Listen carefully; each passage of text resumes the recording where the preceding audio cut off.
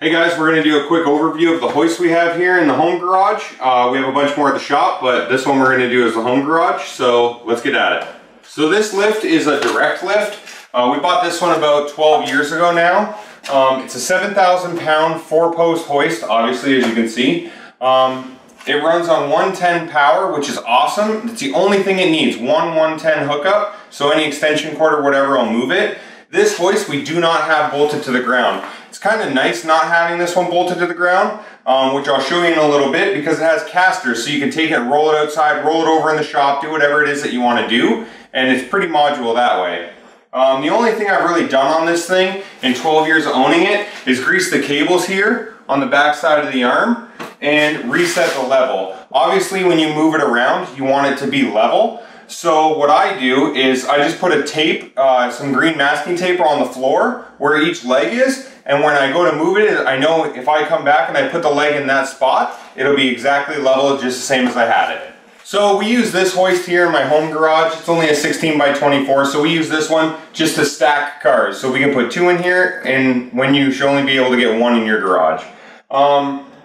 You may be a little bit anal like me about safety, so instead of having the big under hoist tripod legs, I just made these. It's just a piece of 4x4 wood that I painted brown and some paint that I had laying around, and what I do is I slide these just inside the leg.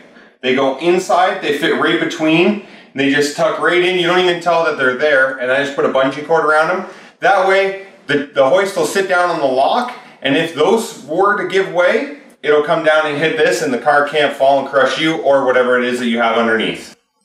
So looking at the inside of the leg, you can see these square cutouts. That's your lock. It has a little tooth in the bottom here, and when you bring it down, it locks into the bottom of these squares. In between, it won't lock to anything, so you're here or you're about, I don't know, 8 inches or so higher in the next one.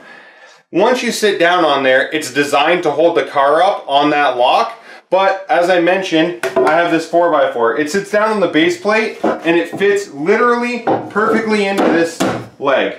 Once it's in like that, I just take this bungee cord and wrap it around here so that in the event it was to come out, it doesn't fall and hit the car. Now you go ahead and you drop it down and it will sit on the lock and have about an 1/8 of an inch gap between the hoist itself and my base plate. So since this is a drive-on hoist, it's got these 4 plates here, 1 on each corner, and what you do is you pull these plates out and you can put your ramp. Your ramp slides right in this hole, and then once your car's on it, you put these on so the car can't roll off. What I do when my car's on is I just put my ramps underneath here. Like I said, this one's only for storage. If I was working on it, obviously you couldn't have them underneath, but for us it works well. So one of the cool parts about this hoist, and one of the reasons why I love it so much, is because of these casters. Like I said, this hoist is not bolted to the ground at all. So with the caster now, you can pull this pin right here, and the caster will go up underneath like this, slide the pin back through, and now when you lower the car all the way down, this side of the leg will go underneath this peg, and it'll pick the legs up off the ground. All the weight will then be on the caster, and honestly, with one person, you can move this whole hoist wherever you want to do it. I've had it outside before, spin it around, you can power wash underneath your vehicles, that kind of stuff, and you roll it right back in, and you're done. When you lift the hoist up, the casters will come up like this. All you do is pull the one pin, drop this out, and that's it. It's back to being a normal hoist. So here's the controls of the hoist. What you have here, this is your lock handle. Right now it's in the lock position. When you push it all the way down, it unlocks so you can go down with the hoist.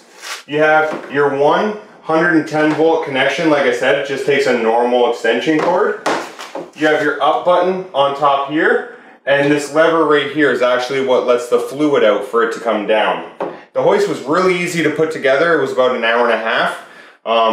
In the passenger side, if you're looking at it the way my car is, on the passenger side there's 1 ram underneath with 4 cables. The cables are right here that go up the arms.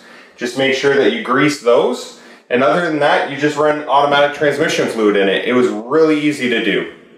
Okay, so one last thing I want to point out. I only have 10'6" in this garage, and I want to make sure I don't crush my car's roof. What I did was I put a yellow mark here and here, and I know that when I go all the way up, so the yellow marks just go a little bit past, that'll give it a spot for the lock to engage, and I can lower it, it'll end right on this yellow mark, and I know I have room to the roof.